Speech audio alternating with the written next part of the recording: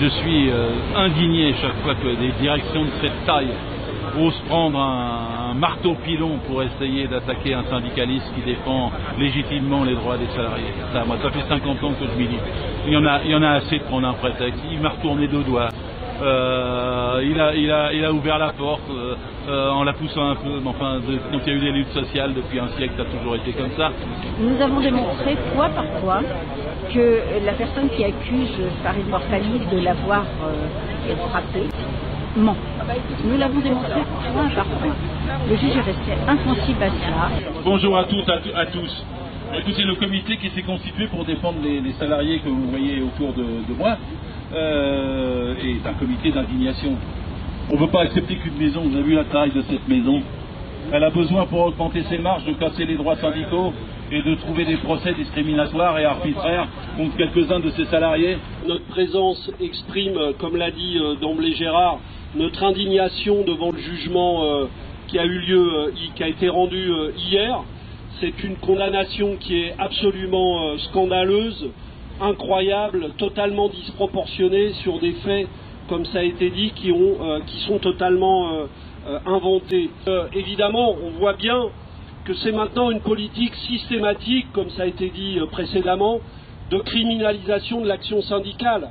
Donc non seulement les directions d'entreprise utilisent des méthodes répressives dans les entreprises pour empêcher les syndicalistes de développer leur action et les sanctionnent à l'intérieur de l'entreprise, mais double ça maintenant du fait qu'elle les traîne systématiquement devant les tribunaux pour les transformer en criminels.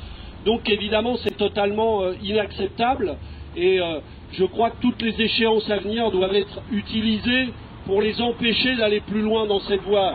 Je sais que par exemple il y a des licenciements, des sanctions contre des délégués syndicaux qui ont été refusés par l'inspection du travail chez PSA. La direction, semble-t-il, envisage au moins pour l'un d'entre eux de faire appel devant le ministère du Travail. Il faut que nous empêchions le ministère du Travail d'aller dans ce sens-là. Le comité doit servir justement à créer les conditions d'une mobilisation nationale la plus unitaire et la plus large possible. Nous n'avons pas hésité, avec mon collègue Jean-Luc Mélenchon, à signer cette pétition en solidarité avec toi, Farid. Et je dois dire une chose, bon ça a été dit mais il faut le répéter, c'est qu'il y a évidemment un lien totalement étroit entre la répression syndicale et les lois antisociales qu'on nous impose. On ne peut pas ne pas se rappeler que la période qui a été celle des mobilisations sur la loi El Khomri a été ouverte par le fait qu'on aille chercher à 5 h du matin des syndicalistes d'Air France chez eux. Les deux sont évidemment liés. Et de la même manière, quand l'état d'urgence est appliqué, on ne peut pas ignorer que c'est avant tout pour résultat le fait de servir de mode de répression par rapport aux manifestations, et je pense notamment aux manifestations sur la loi El Khomri. Le minimum de ce qu'on peut faire, effectivement, c'est apporter une solidarité. Elle est utile non seulement par rapport aux batailles que vous menez, mais aussi, je crois, par rapport aux signes de solidarité individuelle, parce qu'on ne peut pas ignorer que dans la même période, quand on attaque des syndicalistes, quand on les harcèle, quand on les menace de licenciement, c'est aussi des vies qu'on met en danger. Moi, je ne peux pas ignorer que dans la période qui vient de se passer, un syndicaliste de Sudrail qui s'appelait Édouard s'est suicidé face à un harcèlement continu de la SNCF qui se poursuit sur les mêmes syndicalistes aujourd'hui. Nous serons là dans toutes les mobilisations à venir, en solidarité avec ceux de PSA, mais également tous ceux qui sont victimes de la répression syndicale aujourd'hui. Je voudrais dire tout de suite mon indignation à la fois de la condamnation de Farid et aussi dire mon indignation pour les 9 gardés à vue pendant 9 heures de l'usine de Poissy. Quand a-t-on vu un seul gouvernement envoyer des gendarmes ou des CRS dans les entreprises pour faire respecter les lois, que ce soit sur l'égalité salariale entre les hommes et les femmes, que ce soit sur la sécurité au travail ou pour faire respecter les normes environnementales? Eh bien jamais. Nous devons empêcher cette évolution de la criminalisation de l'action syndicale. Nous devons montrer partout qu'on ne l'acceptera pas, et cela vaut bien sûr pour toutes les entreprises.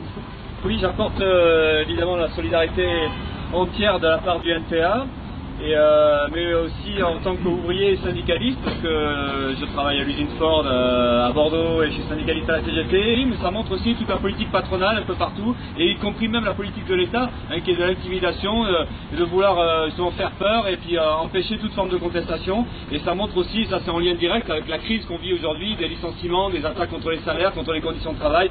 On voit bien que ça correspond à un rouleau compresseur capitaliste qui veut tout écraser, enlever toutes les libertés, tous les droits de contestation. Donc c'est important pour nous de réagir. Donc là, évidemment, qu'on est complètement solidaire, qu'on espère que le comité de défense des libertés syndicales va faire parler de lui, puis que ça va entraîner à côté de ça plein de gens qui auront envie aussi, plein d'histoires qui vont se greffer à ça. Mais il y aura besoin de changer le rapport de force, parce que là, on est en train de subir, on est en train d'être écrasé. Donc voilà, il y a urgence à relever la tête. Alors, par rapport aux attaques contre les militants CGT, contre les militants ouvriers, ce que veut la direction PSA, c'est faire taire toute contestation dans ces usines. Et bien ça, jamais ils l'auront. On continuera à militer, justement parce que nous sommes des militants convaincus, et on prendra la défense des salariés, des travailleurs dans son ensemble. Et ça, c'est notre raison d'être dans cette entreprise. Alors, effectivement, la violence, elle existe. Mais la violence, c'est la violence patronale. Quand on voit que les patrons en général, le cas de PSA, quand on voit qu'ils licencient par centaines, par milliers, et qu'ils mettent des salariés sur le carreau, des familles entières, de la détresse, des tentatives de suicide également dans le groupe PSA. Alors ça, effectivement, ça, c'est vraiment des voyous en col blanc. Ça, c'est de la violence. Et la violence, elle est là. En tout cas, nous les militants CGT, nous sommes convaincus que nous sommes dans le bon chemin. Nous continuerons à prendre défense pour les salariés. Et notre raison d'être dans cette entreprise, c'est effectivement d'être aux côtés des salariés, contre l'exploitation, contre justement toutes ces injustices que nous subissons au quotidien. Et nous espérons qu'il y aura le maximum d'écho. Nous allons nous retrouver pour d'autres actions de ce type, et nous nous retrouvons dans les circonstances et les invitations qui nous ont déjà été lancées. Merci à toutes et à tous d'être venus.